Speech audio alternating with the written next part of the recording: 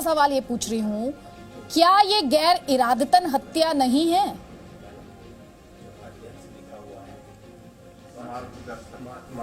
सर्वप्रथम मैं जी न्यूज़ को कोरोना महामारी से निपटने के लिए समाज को जागृत करने,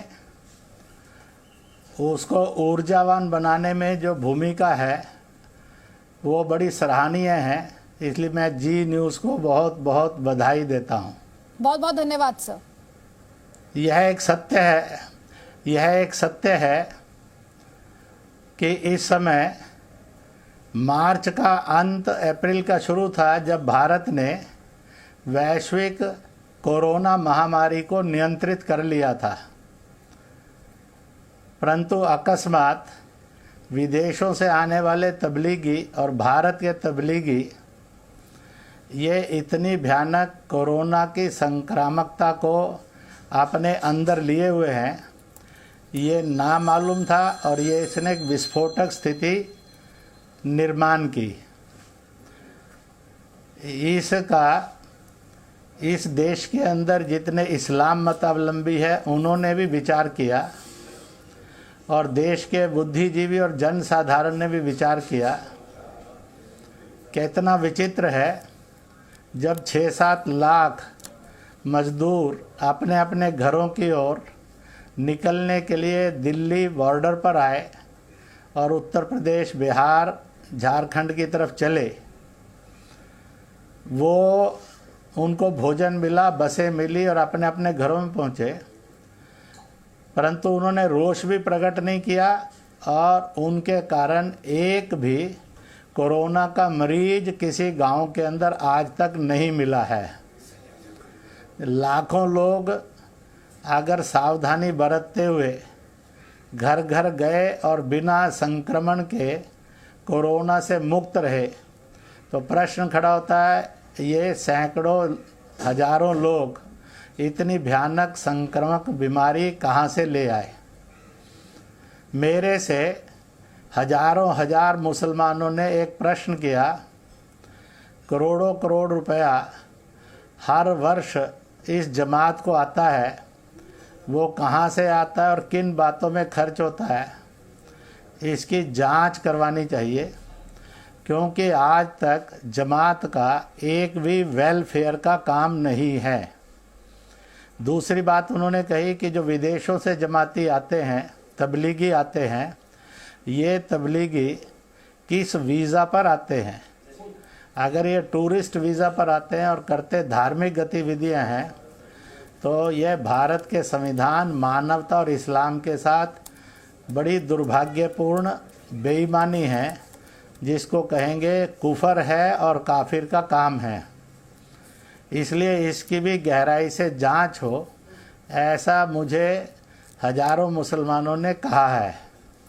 इतना ही नहीं है, इसी के साथ साथ आज तक जमात से जुड़े मौलानाओं ने आगे बढ़कर वह जो अनैतिक, अभद्र, गैर इंसानी आचरण कर रहे हैं जी, नंगा होने का, पखाना करने का, हमलावर होने का, इसकी घोर निंदा करते हुए आज तक उनको सावधान करने की जोरदार प्रक्रिया अभी तक नहीं ली। इससे लोगों को लगता है कि क्या तबलीग ऐसे ही मुसलमान जिनमें ना इंसानियत हो ना हिंदुस्तानियत हो वही निर्माण करने का काम कर रही है कि सचमुच में एक अच्छा मुसलमान, एक अच्छा हिंदुस्तानी बनाने का काम करती है जी। और मैंने भी अनेकों मौलानाओं को, चाहे जमात से जुड़े होंगे चाहे वैसे ही होंगे, इमामों को भी कहा, आगे बढ़ो, इस्लाम की हिफाजत करनी है और मुसलमान को बदनाम होने से बचना है, तो इसको हिंदू मुस्लिम नहीं बनाओ, इसको सरकार और मुसलमान नहीं बनाओ। यह एक हिंदुस्तानी होने के नाते जी, हमने एक इंसान होने के नाते जो फर्ज निभाना चाहिए था वो निभाने में फेल हो रहे हैं। ठीक। इसलिए हिम्मत से आगे बढ़ो। जी, जो लोग छिपे हुए भी हैं, मेरा तो उनसे भी कहना है, अगर वो सच्चाई पर हैं, ईमानदारी से खुदा को और की इबादत करते हैं और नमाज पढ़ते हैं, तो जब कोरोना से लड़ने के लिए नमाज है जी तो सच्चाई के लिए भी नमाज है। जी। तो वो अपने आप को प्रस्तुत करें और सच्चाई के साथ इस सारे समय के अंदर इस कठिनाई का मुकाबला करें, ठीक तभी लगेगा कि सचमुच में यह खुदा पर भरोसा रखते हैं और नमाज पर चलते हैं। ठीक है डॉक्टर इंद्रेश मैं कुमार, आखिर में एक बात आपका कहूंगा। सर मेरे पास समय की थोड़ी सी आपके कमी है, द्वारा- आपने आपके व्यू पॉइंट हमारे लिए इंपॉर्टेंट था। आपका बहुत बहुत शुक्रिया, आप हमारे इस ब्रॉडकास्ट में जुड़े। मुजीबुर रहमान, अहम बातें आपने सुनी ली। डॉक्टर इंद्रेश कुमार ने सिलसिलेवार तरीके से कैसे ये तो मुसलमानों को बदनाम किया है जमात ने, ये तो इस्लाम को बदनाम किया है जमात ने। भाई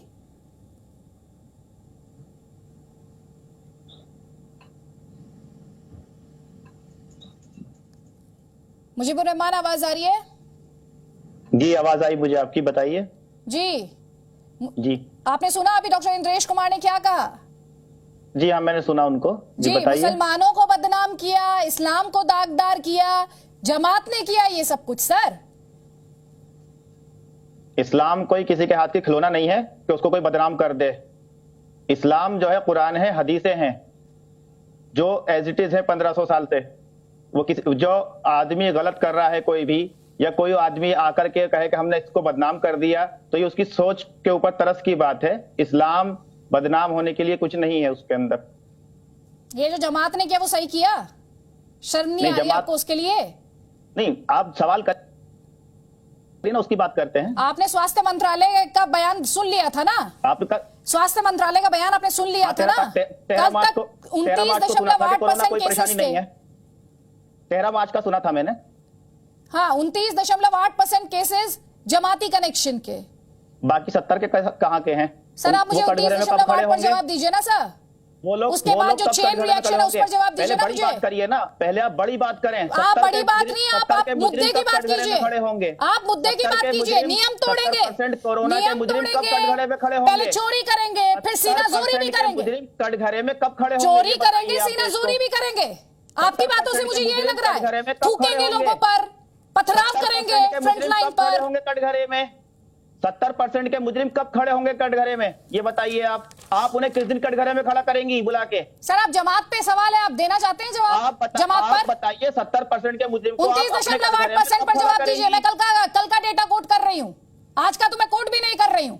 करीब 30% पर जवाब दीजिए आप मुझे। बीमारी नहीं बताएंगे, छिपेंगे, मौलाना साहब कानून का सामना नहीं करेंगे, लोगों की निंदा नहीं करेंगे, जो पथराव कर रहे हैं, बदतमीजी कर रहे हैं, लोगों के साथ बदसलूकी कर रहे हैं। जफर इस्लाम। देखिए आदित्य जी, मैं 2-3 बातें कहूंगा। मैंने सुना डॉक्टर साहब को भी, अभी बहुत तफसील से उनकी बातें उन्होंने रखी, पूरे ध्यान से सुना मैंने। मैं उनकी बातों से सहमत हूँ, बहुत सारी बातें उन्होंने सही कही और कुछ बातों से सहमत नहीं भी हैं। तबलीगी जमात का जहां तक सवाल है, उनको जो उन्होंने काम किया है उसके लिए वो जिम्मेदार है, उनको खटगरे में खड़ा कीजिए। मैं डॉक्टर साहब से अपील करूंगा कि ना तो हमारी पार्टी, ना हमारी सरकार, ना हमारे ऐसी कोई सोच है कि पूरे मुस्लिम समाज को कटघरे में खड़ा कर दे, या कोई ना दो देश के लोग ऐसा सोचते हैं। तो मैं इनसे इस बात से बिल्कुल सहमत नहीं हूं कि पूरा मुस्लिम समाज कटघरे में खड़ा है, या मुस्लिम समाज इसके लिए जिम्मेदार है, या इस्लाम जिम्मेदार है। हाँ, ये तबलीगी जमात के लोग जिम्मेदार हैं, और तबलीगी जमात के लोग जो जिम्मेदार हैं उनको सरकार उनको सख्ती से निपट रही है और निपटेगी भी। और उसके लिए जो भी गलत काम किया उन्होंने, जिसका पूरा ब्यौरा दिया, वो तो पब्लिक डोमेन में है। और पहले भी कहा आपके प्रोग्राम में, उनके साथ सख्ती से निपटना चाहिए। जो लोग कानून का सर मौलाना साहब की गिरफ्तारी कब होगी सर? बिल्कुल होगी, मैं तो कह रहा हूं आपको। अरे होगी, आप सुन तो लीजिए मैं पूरी बात अपने आप उससे सवाल करने से पहले जवाब सुनिए आदित्य जी। मैं कह रहा हूं कि सरकार अपना काम कर रही है, आपके कहने से, हमारे कहने से नहीं। सरकार का एक तरीका होता है, सरकार अपने तरीके से उनको ऑलरेडी क्राइम ब्रांच उनके साथ कार्रवाई करने पूरी कार्रवाई कर रही है, ईडी कार्रवाई कर रही है, और वो जो तरीका होता है उस जो नियम के अनुसार वो उन पे कार्रवाई होगी। ठीक है सर, नियमों के अनुसार आप कार्रवाई कीजिएगा। ठीक है, मेरे साथ वीडी शर्मा जुड़ गए, मध्य प्रदेश बीजेपी के प्रेसिडेंट है। वीडी शर्मा जी बहुत बहुत स्वागत है सर। आप ही का स्टेटमेंट था, इंदौर में 707 में से 600 लोग तबलीगी जमात से जुड़े हुए हैं। तो कुल मिलाकर आपके स्टेटमेंट के आधार पर ही कहूं तो सर, इंदौर इस वक्त अगर हॉटस्पॉट बना है तो उसके लिए सिर्फ और सिर्फ तबलीगी जमात जिम्मेदार है, क्योंकि आप 707 में से 600 केसेस में जमात के कनेक्शन की बात कर रहे हैं। देखिए, मेरा ऐसा मानना है कि तबलीगी जमात के कारण केवल इंदौर नहीं, भोपाल के अंदर भी, खंडवा के अंदर, खरगोन के अंदर, मध्य प्रदेश के कई जिले संक्रमित बड़े पैमाने पर इसके कारण से हुए।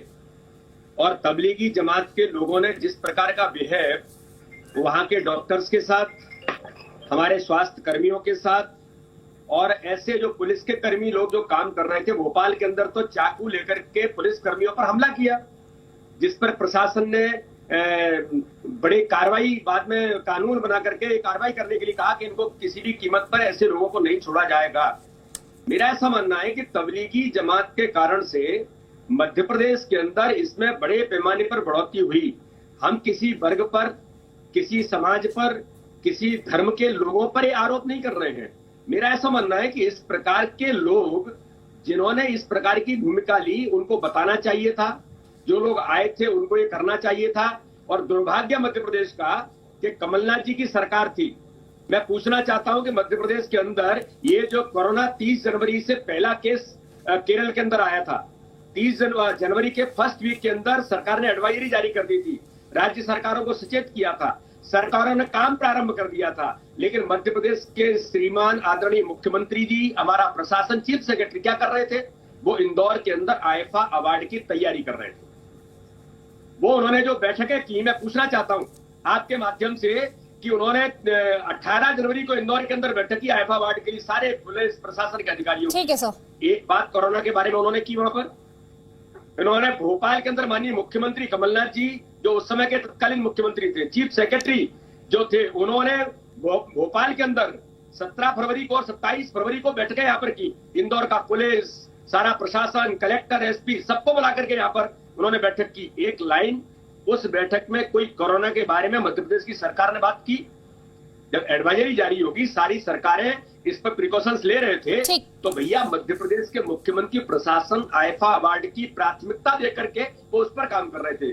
कैरेडिसन होटल के अंदर लोग कैसे ठहरेंगे? ठीक है सर, ठीक ठीक ठीक सर। जाकर के डिग्री कॉलेज के अंदर कैसे तैयारी होगी? ठीक सर, प्लीज मैं उस जोन में नहीं जाना चाहती, मैं आज के मुद्दे पे रहना चाहती हूँ। विधि शर्मा जी, आपने समय निकाला सर, प्लीज, मेरे पास समय का अभाव है।